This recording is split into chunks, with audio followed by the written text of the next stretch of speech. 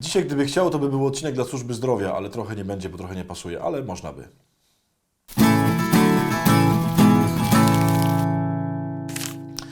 Dzień dobry, witam bardzo serdecznie w poniedziałek, w kolejnym tygodniu naszych porankowych spotkań biblijno jakichś tam. Dzisiaj oczywiście poniedziałek, więc jednym słowem. Moi drodzy, dzisiaj słówko takie, które wszyscy znamy, już 1000 razy o nim było mówione, ale myślę, że ono jest ważne, żeby sobie ciągle to słówko przypominać. Mianowicie słówko greckie asotos, czyli jak nam to przetłumaczyli, trochę nie wiadomo dlaczego, rozrzutnie.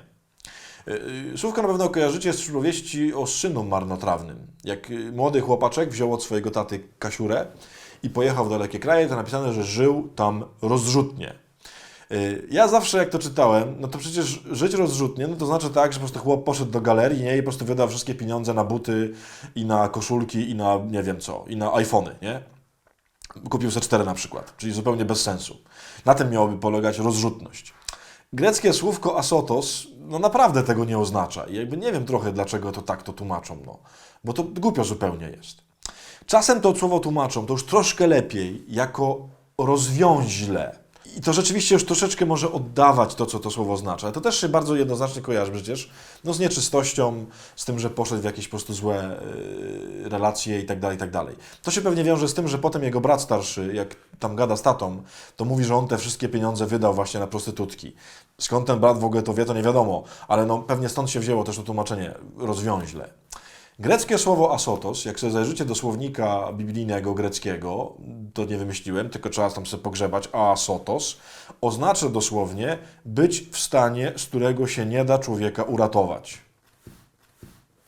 I to jest w ogóle pojęcie fizyczno-medyczno-cielesno-fizjologiczne.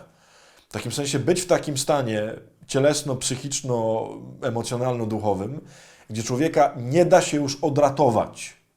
To się składa z dwóch słówek, w sensie a, co jest jak wiecie zaprzeczeniem w tamtym języku, ateizm, czyli zaprzeczenie wiary, a to jest zaprzeczenie, sotos, to znaczy ten drugi człon, dosłownie zdrowy, cały, pewny, nie wiem jak to jeszcze nazwać, nietknięty, nienaruszony. Tu mamy przeczenie, czyli jest cały naruszony, cały tknięty, cały niezdrowy, cały niespokojny i tak dalej.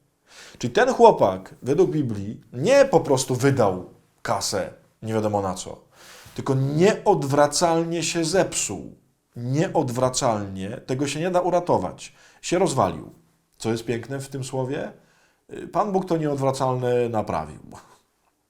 Bo jak się okazało, dało się, żeby wrócił. I dało się, żeby ojciec go przyjął, i dało się, żeby go znowu uznał za syna, i dało się, żeby mu cały majątek oddał, i tak dalej, i tak dalej. Czyli jest domeną Pana Boga, i o tym jest ta przypowieść cała, i to słówko, myślę, genialnie to pokazuje, że Pan Bóg znajduje sytuacje nieodwracalne. Uwaga, nie to, że trudne, nie to, że mozolnie ciężkie do odwrócenia, tylko sytuacje nie do odwrócenia, no i je odwraca. Zadanie na dzisiaj podwójne, tak jak zawsze. Po pierwsze, w tą stronę, czyli do tych, którzy ewentualnie, mam nadzieję, że takich tu nie ma wśród tych, którzy słuchają, ale pewnie są, którzy o sobie tak myślą, że już są nieodwracalnie skazani na porażkę, nieszczęście, cierpienie, śmierć, beznadzieję i tak dalej. Nie ma sytuacji nieodwracalnych. Po drugie, spójrz na innych. W sensie, czy przypadkiem kogoś już Ty nie skreśliłeś jako nieodwracalnie niemożliwego, jako nieodwracalnie niemożliwego do przyjęcia.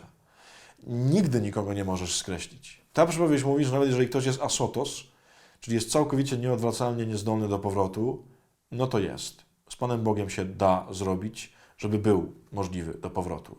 Trudne to na dzisiaj, ale pomyślmy w tych dwóch kierunkach, tutaj i tam. Czy tak o sobie przypadkiem nie myślimy i tak o kimś nie myślimy? To słówko mówi, nie myśl tak. Chodź cały dzień z tym słowem i uwierz w to, że tak nie jest, że ono jest nieprawdziwe.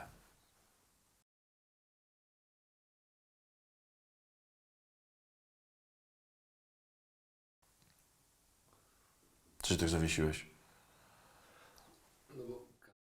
Z tymi końcówkami to jest problem, nie? Bo to wszyscy oczekują, że zawsze po napisach będzie takie fajne. A czasem nie ma. Nie ma weny, nie ma pomysłu, nie ma inteligencji. Goście są jacy są. Czasem po prostu jest pustka. Jest nieodwracalna pustka. No i tyle. Z tą pustką pozdrawiamy. Pa!